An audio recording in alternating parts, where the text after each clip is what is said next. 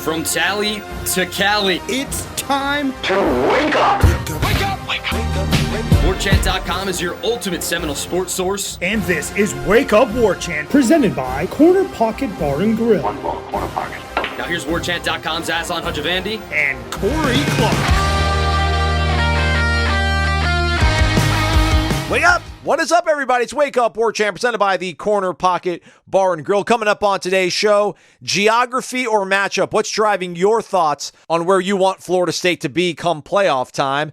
Jerry DiPaola from the Pittsburgh Tribune Review gives us some thoughts on the Pitt Panther program in light of the disarray from this past weekend, and an over-under contest. But you got to be a member of the Ultimate Seminoles Sports Source to get involved. Wake Up Warchant, presented by the Corner Pocket Bar and Grill, Tallahassee, Florida, 2475 Appalachia Parkway, cptallybar.com. QR code takes you right to the website, but you're here to listen to me read the menu, so I'll do that right now. Friday's lunch special, the chicken strip basket, hand-breaded chicken strips served with a dipping sauce of your choice or tossed in a sauce of your choosing. Only $8.99 with a side dish of your choice. It's all over the Corner Pocket Bar and Grill. Any live music going down on Friday that we know about, Corey, but maybe not? I don't know. Okay.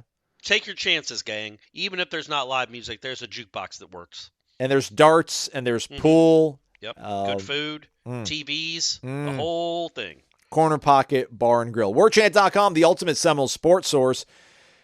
5-star rating and review, please. Hit the thumbs up. Subscribe to the YouTube channel. Be one of the growing numbers, throngs of people that subscribe to our YouTube channel. It's always a good time over there. Lots of content going your way. But all the good stuff is over at warchant.com, so be sure you subscribe to that. Corey Clark here, per usual. Corey, how are you, friend? Trust you're well? Buddy. Yeah, I'm good. Thanks for asking. All right. I don't think you remember, but I needed a favor from you. And that's all I was going to ask you. Yeah, Okay. I remember. All right. So the favor is, I guess we're going to start making this a staple of our Friday show. Sorry. I apologize. We're gonna do the over-unders. We're not gonna talk about it a lot, but we're just gonna let people know about it. You got to be a subscriber to enter this contest. It's over on the Tribal Council. It takes you to a Google quiz thread form, and you fill it out. And if you win, you get a $25 gift card to Garnet and Gold, and we'll let you know who the winner is on Monday's show and what numbers hit. I like to do 6. I'll come with a tiebreaker, Corey, but like give me 6 props or maybe 3 props, and I'll give you 3 props. And you can give me the number for it, but. For over-under contest involving Florida State playing Pitt, give me some stuff that you're thinking about that would be good for a contest of this nature. Let's see. Please. Over-under do span kick return yards. Okay. I'm going to say 50.5. Okay, I like that. Okay, that's we haven't done anything like that yet under my watch. Second one, give me another one, friend. I'm going to say over under touches for Lawrence Toafili. Okay. And I'm going to say 5.5. Ooh, I like that. All right, how about a third? Over under sacks for the Florida State defense. And I'm going to say 3.5. All right. What if I said Jordan Travis passing yards? What's a good number, you think? 280. 280, I think it's a good number. 280.5. 280. Yeah. All right. What do you think if I said halftime margin? Spread's 22. How about over under 13.5? Ooh, that's a big number. All right. And then the last one, combined yardage, Keon Coleman, Johnny Wilson receiving. Over under 122.5. Okay. There we go. I'll have a tiebreaker involved as well. Go to warchant.com's Tribal Council. Got to be a subscriber to enter. You get a $25 gift card to Garnet and Gold. They're the best, quite literally. Back to the Renegade Express mailbag as part of your Friday program, everybody. Thanks for being here. Appreciate the heck out of all of y'all. Jenga Lang says, wake up, fellas. I know it's been a fun talking point in regard to the playoff rankings, but I think the most critical aspect of this conversation should be what scenario gets Florida State to the Sugar Bowl. Yeah. Florida State will have a ton of fans who would be willing to drive over and provide an LSU game type environment. Yep. If Florida State were to go to the Rose Bowl, I think a big portion of people would probably hold out for Houston. Yep. Even if we have to play Georgia, I would rather be in New Orleans playing Georgia. What say you? Agree with all of that. Oh, I'm not there. Not Georgia. Nope. Agree with all of it. I just think the problem is, in regards to the question, it's hard to know the scenarios right now. Like when Michigan beats Ohio State, if they beat Ohio State, now that they don't have a sign stealer, McGee, will they leapfrog Georgia and go to 1? Or does Georgia go to 1 if Michigan beats Ohio State? And does Florida State move up to 3? And Georgia's 1, Florida State's 3, Ohio State's 2, or Michigan's 2. Well, they're going to choose the Rose Bowl. So I don't even know what to root for right now, honestly. I guess you'd want all these 3 teams to lose, so then Florida State can be number 1 in the poll and choose their own location. I'm less concerned with location, more with like matchup. I don't want Georgia. No, thank you. You might have to get them anyway. Well, I'll take him get them there. I'll take him to the champ. I don't want Kirby to have 3 weeks to think about ways to hurt Jordan Travis. Just not a fan of that. I love New Orleans though, but not at the cost, not at the expense of that. I think LA's kind of cool too though. So a little bit biased there, but I get it. Selfishly, not even selfishly, like more Florida State fans in a stadium helps the team out. I get it. More likely that happening in New Orleans. It's also better for the fans. They frankly got screwed. They got screwed 9 years ago. It was ridiculous. They had to go out to California for a second straight year. It was ridiculous. They were the flipping 4 seed or the 3 seed, whatever they were. The 3 seed in the stupid playoff when they were the only undefeated team. So I think it would be better for Florida State to be in New Orleans. And I think it would be much better for us in our company and for my travel habits to be in New Orleans. All right. Anon 169-115-0844.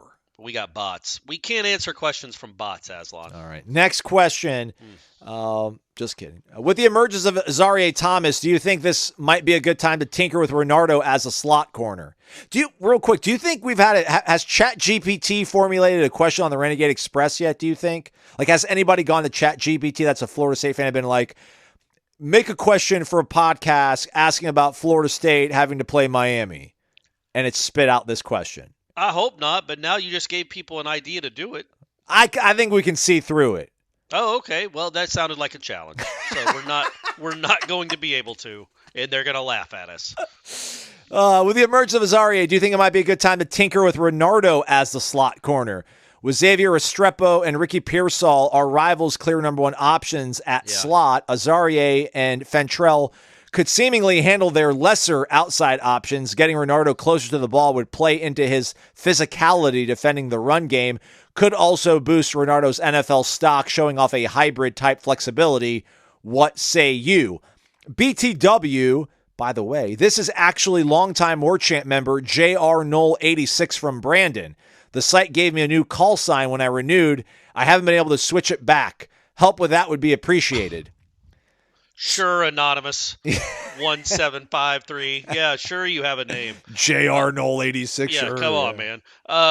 It's a fair question, but no, I think in this instance, you think you have one of the best corners in the country at his position.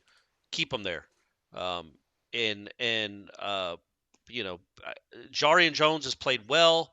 I get it that you would want your best guy on their best guys, but I just think tinkering at this point when you're 8-0 and your defense is playing well, I don't know that you introduce something that drastic to them. But all those points are very good points because Restrepo is a problem, and the kid Pearsall at Florida is by far their best offensive player. He's a problem too. So I get the idea. I don't know if they'd be willing to do that this late in the season. By the way, support@warchant.com. I think they'll pass you on to somebody at On3 that can then get your name changed if you are who you say you are. Right. Random_John. Good morning, guys. The superhero duo Warchant, Aslan and Corey and Aslan. Speaking of superheroes, what's the deal with the defensive second half scheduling, huh? Are our Seminoles purposefully sandbagging in the first half only to crush it in the home stretch? It's like the old blank man strategy. Look unassuming at first, but then surprise them all with nunchucks. Like blank man and other guy rushing in when you least expect it. Side question, if you had superpowers, what would they be? Corey can't use sarcasm as his final answer. I already have that. And is he talking about, or she, Blank Man, the Damon Wayans movie? That is a crazy reference. It's obscure. It's old. It was not a good movie. It's crazy if that was in there. If that's the and I saw it. I saw it in the theater. It made me laugh a couple times. Yeah, I was a huge Damon Wayans fan, man. He was really funny as the In Living Color. In Living Color was amazing. Yeah, man, he was the guy, not Jim Carrey. Yeah. Damon Wayans was the guy. But I don't even remember the question. I was so thrown off by the Blank Man strategy. Have they been sandbagging? Has the Florida State defense sandbagging in the first half? No, and I mean, look, they did very well against Wake in the first half. They gave up one run and then a little pass after that, and that was it. No, they're not. I think they are good at adjusting. I think they are good at in the moment or at halftime figuring out what an offense is trying to do and reacting to it positively. But no, there's no sandbag. I know that wasn't probably even a real question, but I think it should be celebrated how good they've been in the second half, because until they gave up one touchdown to Wake in the second half. But other than that, that was the first touchdown they'd given up in the second half in a month. That's pretty remarkable. Mark down in Naples, M. Adams, CZ, wake up. Number 4 in the college football playoff rankings? Florida State's the most balanced football team in America. All 3 phases. Elite offense, very good defense, very good special teams. And unlike Michigan and Georgia, Florida State has more quality wins. Correct. But if we win out, we should finish 1 or 2 going into the playoff. Hopefully a game in New Orleans. Go Noles. See, Mark speaks for all of us. New Orleans is where we want to be. New Orleans is where we want to be. It's just too hard to get to L.A. New Year's Eve in L.A.? Come on, man. That's no fun. No. Were we going to watch a Clippers game? Oh. Hey, congrats to them for getting James Harden, by the way. That's going to turn the franchise around. That guy is he's all about winning. He's just all about winning. That's all that guy cares about. Really, really well done, Clippers. Yeah, I don't know. I'm not there, man. I can't feign angst with being number 4. I thought they were going to be 4th. I get it. Resume. Listen, again, the way this sport has been for such a long time, not brands, but like your reputation matters. Like Georgia, what they have done with Kirby has been ridiculous. Michigan's been in the playoff the last 2 years. They look like they probably can do that again. They get a little bit of benefit of the doubt. So I would put them ahead of Florida State. I just would. And Ohio State has 2 quality wins. Florida State has 1. Florida State's quality win is probably better than each individual of those 2, but 2 is bigger than 1. Yeah, so. And nothing is egregious about it. 9 years ago, it was egregious, and I screamed it from the mountaintops. This is absurd. What are you doing to our sport? But this is not egregious. It's 4 undefeated teams. Put them in a hat. Who's better? Who's had the better season? It's all subjective, and there's no real formula for it. But luckily, there are 4 spots now instead of 2. So you're not trying to creep in the top 2. There is a playoff. So as long as you're in the top 4, you'll be fine. Yeah, and seeing real quick, too, back to the question about New Orleans. Like, if it ended right now, I would love it. I'd rather play Ohio State in Pasadena than play Michigan or Georgia in New Orleans. So, the crazy thing is I don't think Ohio State is the best out of these 4 teams. No, they're not. I don't think so either. I mean, They have the worst quarterback of the 4, I think. Yes. They have a good defense, but that offense is nothing special, even with the superstar freak out wide. Yeah, no, I don't think you're scared of Ohio State. Nope. But if you're thinking you have to beat Georgia anyway, or Michigan anyway, you might as well play them in New Orleans where it's like a bowl game where you have half the crowd. And if you win that, then you get Ohio State and Houston. Let's package these 2 questions. Turbo Noles 75. It's a defensive related question. And who's the other one? Grumpy. Our guy Grumpy BK. Defensive minded questions. Turbo Noles 75 says he's a longtime subscriber. He drinks DeLuna and takes a shot of Vitamin Energy for lunch. There we go. As long as we take care of business, beating the remaining teams on the schedule, we will be fine. My question is, why is this fan base so hard on Adam Fuller? He has done a good job this season. Go Noles. Grumpy BK says, I want to preface this by saying I love what I'm seeing from the defense and the secondary the past 2 weeks, but why does it seemingly take 6 games for the secondary to figure out the defensive scheme?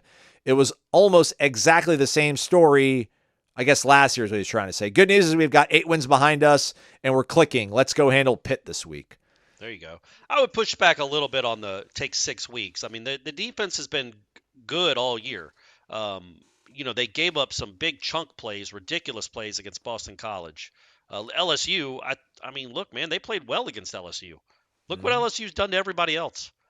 Like, they didn't do that to Florida State. Like, Florida State played well in that game. Yeah, they gave up a 60-yard pass on the first play, because why wouldn't you? But other than that, I thought they played pretty darn well against LSU. I think their worst game by far was against Boston College.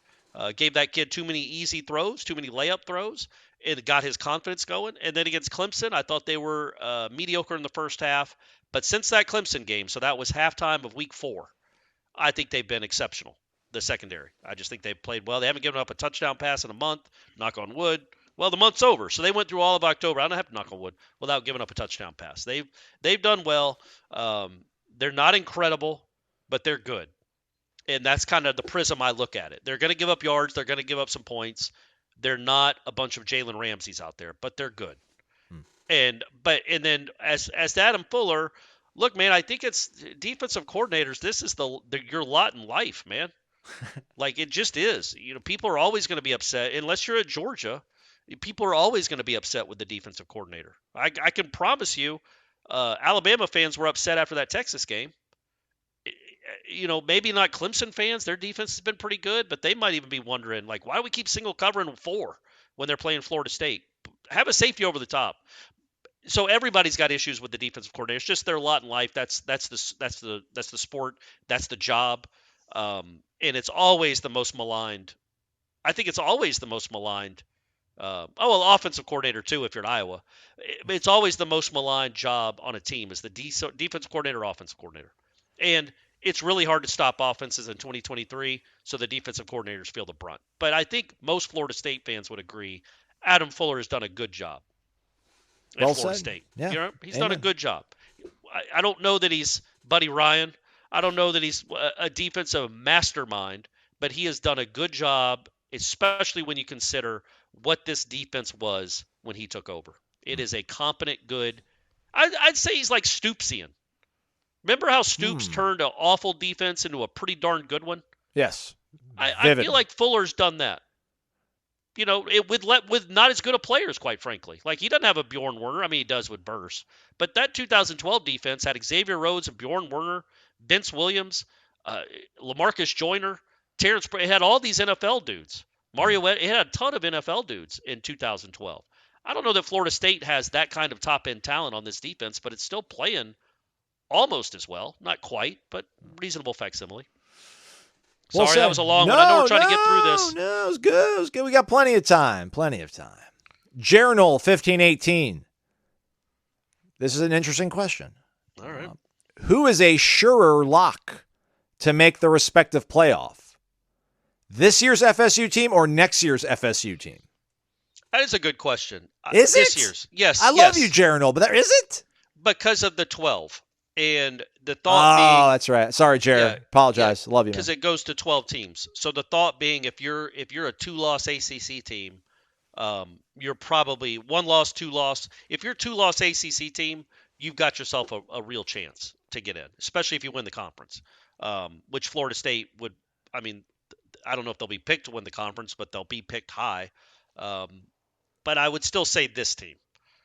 In fact, I would say this team because we have no idea what next team's going to – we don't know who the quarterback's going to be, who the receivers are going to be, what the defensive line will look like. They lose so much off this year's team. We expect that they'll replenish, but are they going to replenish with a Renardo Green at corner and a Verse at defensive end and a Fisk and a Lovett and a Jordan Travis, a Jaheim Bell, Keon 2 Coleman, receivers? yeah. I mean – Trey Benson, perhaps. Like, all these people can come back except Jordan, but, I mean, what's the likelihood? So I would say this year's team, you are 5 wins away. You are going to be favored in all 5 games. Double-digit favorite probably in 4.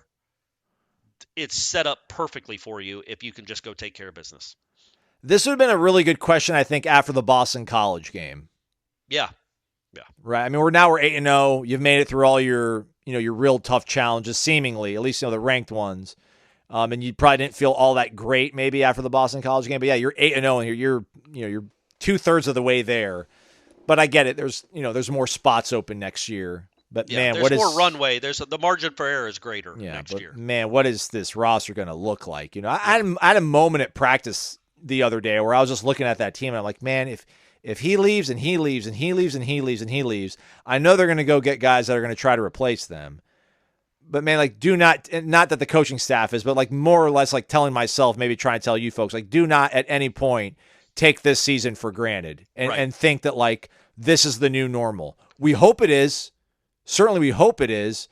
Leaving Pasadena January 7th or whatever in 2014, we thought that was a new normal, and it was not. So let's live in the moment. Let's live in the here and now. Let's go to the playoff now. Let's go to Island Chief. Wake up, 8-0, headed to Pitt. That's what it's supposed to look like. Last season, arguably in 2021, our best football began in late in that season. Is that what we should expect this season? And we kind of talked about this yesterday about, peaking, I guess, playing your best ball, etc. Yeah, and I think, Norvell was asked about it during his, I think, Monday press conference. He was asked about, like, why his teams play better, traditionally, even going back to Memphis, why his teams play better in November. And I don't remember his answer, so go watch it. I think his answer had to do with, well, that's the point. That's what we're always trying to do, is get better as the season goes on, because and Fuller said it's the consistency of the message. Like, Norvell never changes, and we can attest to that. We go to most of the practices. That dude is the same on August 7th as he is on October 30th. He is the same person. He's the same if they've just lost to Jacksonville State or if they just beat LSU. So the consistency of the message and the work, it stays. It doesn't waver. It doesn't dip, because that's how he kind of runs the program. So I think just the reps, the work over and over and over again, the even keel, I think is as the season goes on, that shows up more. You are better prepared because you're used to preparing. You are better coached because you're used to being coached. You're getting real reps. They don't do they obviously do a lot of scout team work, but every game, every practice, every day, they do good on good. Like, they go hard at each other for a few periods just to keep the body fresh and not kind of coast. So it's just not a program built on coasting. They're always trying to get better, and I think that's what you could say the last 2 years. Again, we'll see what this looks like in 2023, because this year's different, quite honestly, than 2021 and 2022. 2021, you went into the last 3 or 4 games of the season hoping to get bowl eligible. Last year, you went into the season the last month of the season hoping to get ranked. This year, you're going into the last month of the season hoping to go play for a national championship. So the expectations are a little different. The weight is a little greater. Let's see what that looks like, if that affects them at all. I don't think it will, but I don't know for sure, because we've never seen these players deal with pressure like this.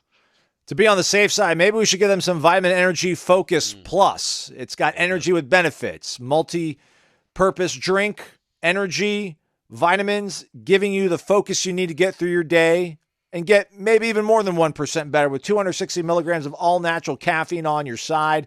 VitaminEnergy.com, that's the website. The promo code is Warchant BOGO, Warchant BOGO. You buy one, you get one free. That's how it works, courtesy of our friends over there. They're Florida State alums.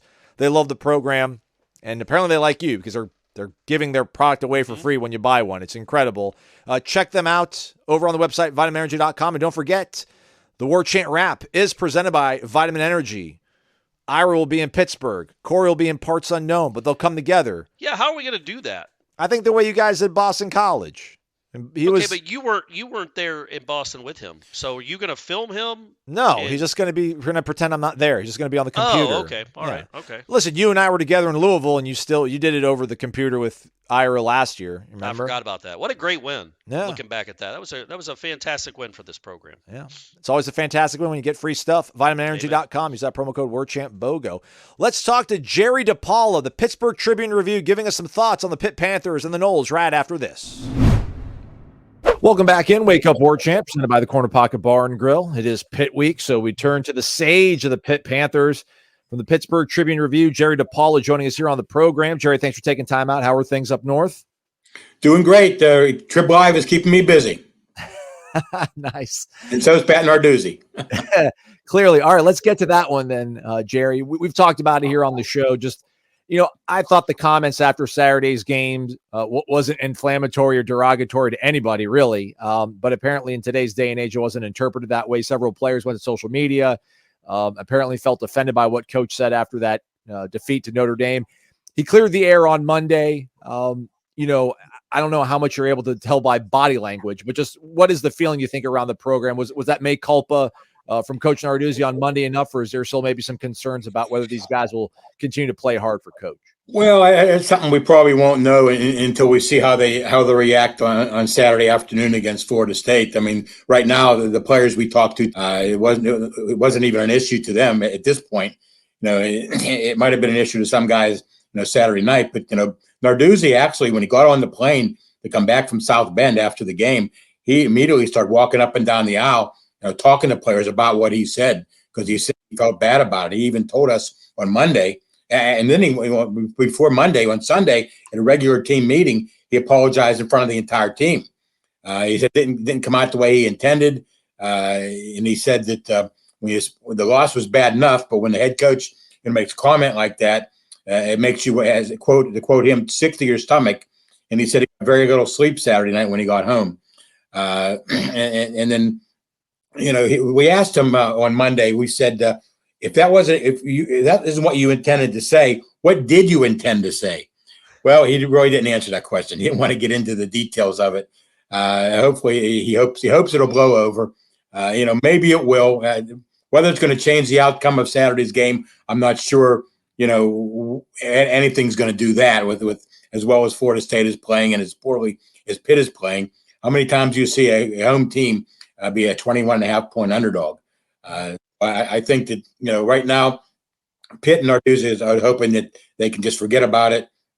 Who knows what will happen in the offseason, though? Maybe some players won't forget. Who knows? The perception, at least for me, seems to be that, Pat Narduzzi is a real fiery guy. The players love to play for him, though. He's one of those guys that just seems to connect to his players. We spoke to MJ Devonshire at ACC kickoff, and, he just spoke about how much he loves playing for Coach Narduzzi. I mean, being around him for so long, do you think he has the ability to at least tap into it? The damage control that he did do could maybe almost be like a blessing in disguise, silver line to where he could reconnect with these guys and get them reset and refocused the rest of the season? Well, I'm not sure he was disconnected from these players at all this season. As bad as the season has gone, I think they were still playing hard for him.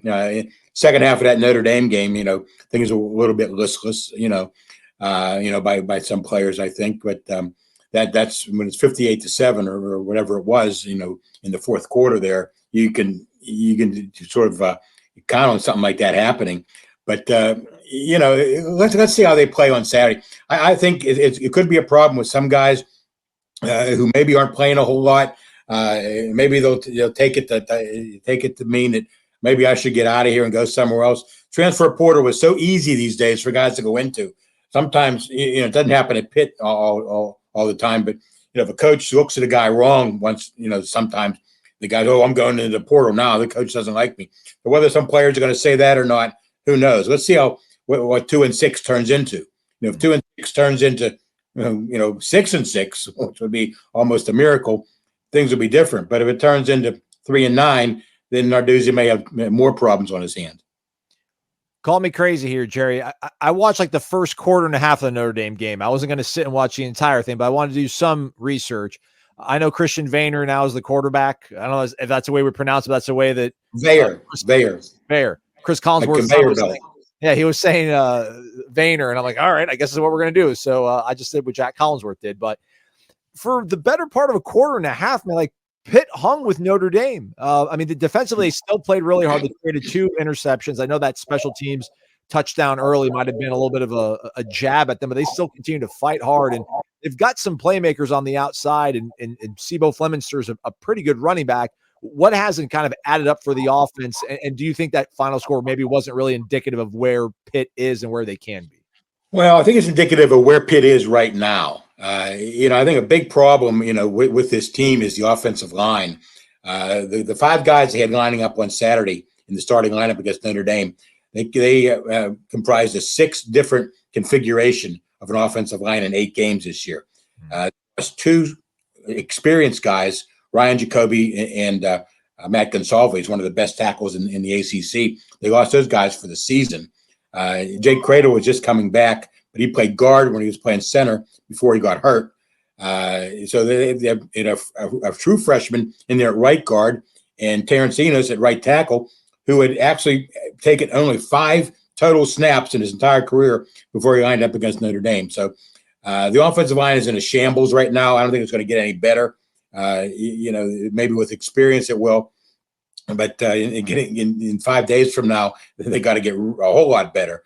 That's probably not going to happen. But they do have some playmakers, and but MJ Devonshire, you mentioned him. He's been one of the best players on the team. He makes those splash plays, those big pick sixes that he always comes up with. He fielded a punt on the 5-yard line and fumbled it into the end zone, gave them an easy touchdown. The punt return, they had guys in position to make a tackle. It was a very good punt, but the guys just missed tackles and it turned into a touchdown. It sort of turned the momentum of that game. And, Christian Veilleux is an inexperienced quarterback. He doesn't have a whole lot of weapons around him. I think Bub Means and Kenneth Mumfield are decent wide receivers, They deserve to be Power 5 wide receivers, but, nothing special. This team is, this is the second season now. They still haven't replaced that Kenny Pickett, Jordan Addison connection they had in 2021, and that's been a big problem.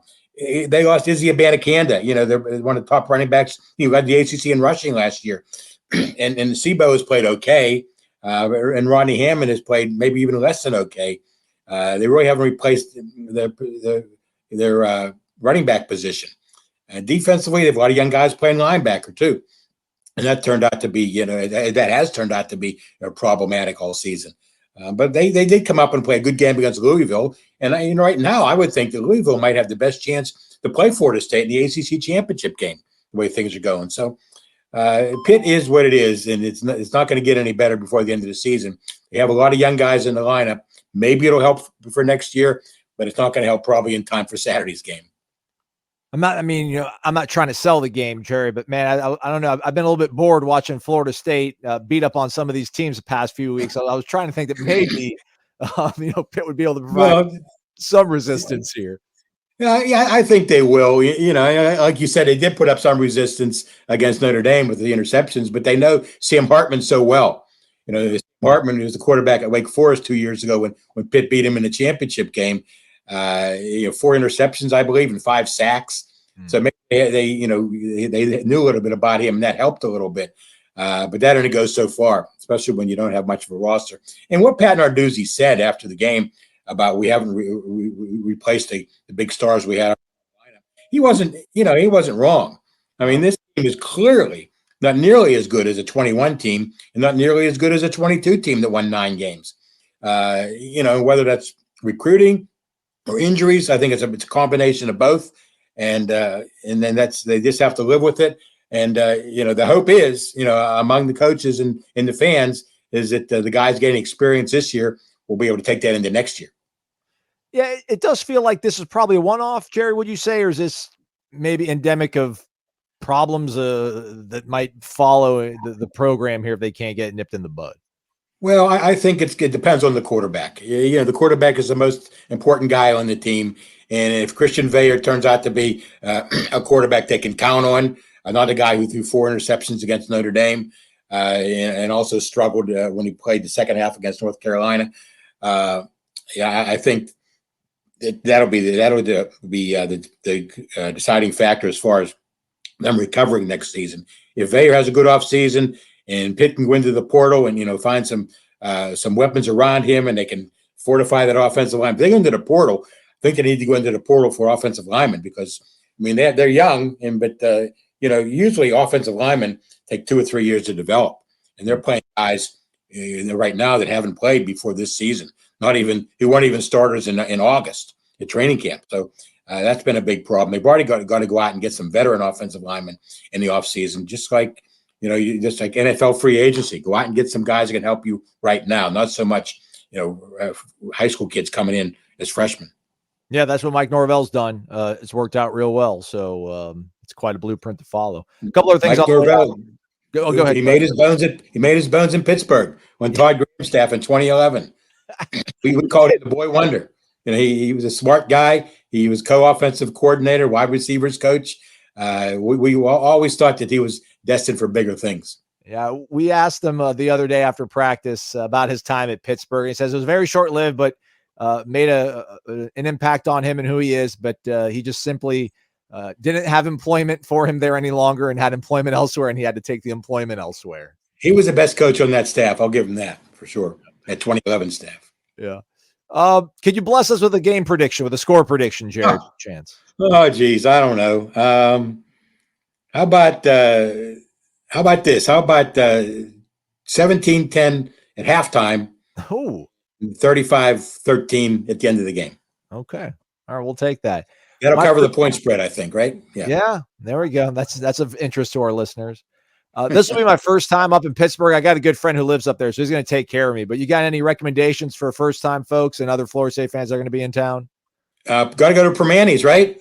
That's what they say, right? Does it live up to French fries on the sandwich? Yeah, and coleslaw on the sandwich? Absolutely. If you don't go to, and also if you want to have breakfast, Pamela's. Look for Pamela's in the Strip District. Nice breakfast. Big breakfast guy. You'll have time for that. Big breakfast guy you're talking to, Jerry. Big breakfast guy. There you go. You'll love Pamela's then. Appreciate that. Jerry DiPaola of the Pittsburgh Tribune interview joining us here on Wake Up Warchant. Thanks, Jerry. Appreciate you. Thank you. MyBookie.ag. You can bet anything, anytime, anywhere. And when you use the promo code WARCHANT, you get an instant cash deposit bonus if you're a first-time customer. Live casino, live in-game betting, futures also out there for you. Heisman, national championship, and the like. But most of you already have your Heisman and national championship picks locked because we told you in August what this was going to look like. Lots of interesting games out there this coming weekend. We already went over our big games in yesterday's show. Clemson getting 3 at home against Notre Dame. Interesting. Games that did not make the cut for me as well, though. Bedlam. Yeah. Stillwater, Oklahoma State getting 6 against Oklahoma. I don't think Oklahoma's like we're getting off the mat and we're gonna show everybody how bad they were. Not that they're gonna fold, but I think Mike Gundy, he's got a little more nasty in him than Brent Venables. Just one man's opinion, and I say that in an endearing way. What do you think? You can make your picks, and you get that instant cash deposit bonus. You got more to play with. Do it if you wish. MyBookie.ag. Bet anything, anytime, anywhere. All right, back at it. Thanks to Jerry. Let's go. Miss Webb Silver Chief. Good morning, gentlemen. Wake up. Kudos to Corey for doing the airplane down Snuggy Hill. Even better than the famous champagne dump, in my humble opinion. Oh, well, that's nice. I think it's a minority opinion, but I appreciate that. What's been one of your, quote, pleasant surprise moments of this glorious season? For me, Miss Webb Silver Chief, it's the emergence of Garnet the Goldfish and her unwavering support of Seminole athletics helping break the rock last Saturday. That was funny with Jaheim. If y'all haven't seen that, Jaheim, Benson's breaking the rock, and Jaheim is holding the goldfish. Not holding it like in the bag with the water in it. He's holding the goldfish swimming around the bag. I think I don't know the origin story of that necessarily, other than it's a fan, a student that brought a goldfish, and now it's become like a mascot. But it was funny that he was holding a goldfish in the locker room for the rock breaking ceremony. How long is that thing going to survive in a bag? How long do goldfish survive, period? I know. That's what I'm saying. I feel a couple weeks? Yeah, I feel like a bag's not going to help the cause. I wonder, they would be funny if they did them like Uga at Georgia. Like this is, what's the name of the goldfish? Garnet? Garnet, I guess, yeah. This is Garnet 3. And then by the time they get to the playoff, it's Garnet 5. That would be funny. Yeah, no, I think my most pleasant surprise, and it's not really a surprise, it's just a reminder. Again, I can't explain how cool it was to see half a stadium in Garnet last week. On the heels of 3 straight home sellouts against Syracuse, Virginia Tech, and Duke. Like, just seeing the energy in this fan base. That's what's been so – and I wouldn't say it's a surprise. Maybe 3 straight home sellouts against those 3 teams is a surprise. But just the way that they've embraced this team and this program and this coach and these players, that's really cool, man. It's cool to be a part of this. It's cool to see it up close, I should say, of the fan base rallying around this team and getting excited again because we all lived through the horror show of the turn of the decade. That's the right answer. That's the right answer. I was going to say something else, but no need to add it. Last one.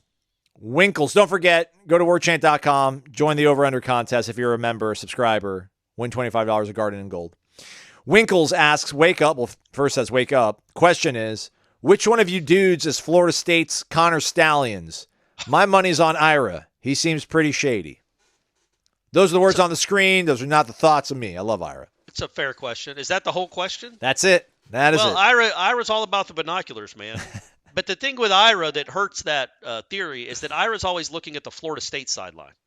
So he's not helping in any way. He never looks at the opponent's sideline. He's always got his eyes trained at the Florida State sideline. I would say, honestly, Jeff or I would be the shady one that would – I mean, Jeff's been talking for years about they should have been paying the players and had them on steroids for 20 years. So if you're not cheating, you're not trying, right? So, I would say Jeff is probably the leader in the clubhouse to be like, look, if they're going to make their signs this legible – where all I have to do is video record every single one of their plays for the whole year and then do a cross-check diagram, and then I can decipher their plays, that's on them. I think Jeff would be of that mindset. It's like, hey, hide your signs better, coach. So that's my answer. I could sleep well at night doing what Connor Stallions did for my alma mater. You're right. Why did I say Jeff? You're the guy. Yeah. You're the guy that would have no problem with that, I don't think. Yeah. But I feel like I would go to Mike and be like, listen, look at all this stuff I got. I'd be like, get out of my office. Never talk to me again. And I'd be like, dude, I'm just trying to help you guys win a game. Leave. Right. Yeah. There's got to be some insulation between you and the head coach, and you would trample all over that insulation. Yeah. I don't know, like Alex Elisami or something. Hey, man, meet me at Potts on a Friday night, man. Here's what I got. Yeah. Check it out. Yep. Absolutely. Remember the WikiLeaks? I know, dude. That was awesome. Guys, go look that up. It's too convoluted to get into, but the Wake Forest radio announcer, the color analyst, was giving plays to the opposing teams. Literally, like the play sheet, sheet. Because he was mad at the coach. And it was termed WikiLeaks, which is the best nickname of any scandal of all times. Of all time. It's an incredible. The scandal name is better than the scandal itself, but go look it up. I'm sure it's on Wikipedia. Yeah. You could go look up WikiLeaks. Is it still called Wikipedia? It might be Wikipedia. Okay. Is it not called Wikipedia? I think Elon was trying to change its name. Bad joke. Bad joke. Sorry, bad my joke. fault, buddy. Not your fault. Follow it. Not your fault. All right, that's a wrap for us. Another week of this program. Who loves you? Have fun in Pittsburgh, man. Go out and do something. You got a 3:30 game, so you and Ira can maybe go do some stuff on Friday night. You don't have to be up bright and early. Yeah. I mean, I know he'll want to get to the stadium at sunup, but you can stay out a little later and go see the town. Go to Jerome Bettis's restaurant or go walk over the bridge or do something fun. Yeah, I'm mildly buoyed by the fact that, we have a 5 a.m. flight leaving Pittsburgh, but we turned the clocks back an hour. So it's really 6 a.m. Who's winning? Call. Who's winning? That's right, man. You nailed it. Who's winning? All right, thanks for listening, everybody. Hit the thumbs up on the way out. 5-star rating review. He's Corey. I'm Aslan. Thanks for listening to Wake Up Warchant, presented by the Corner Pocket Bar and Grill.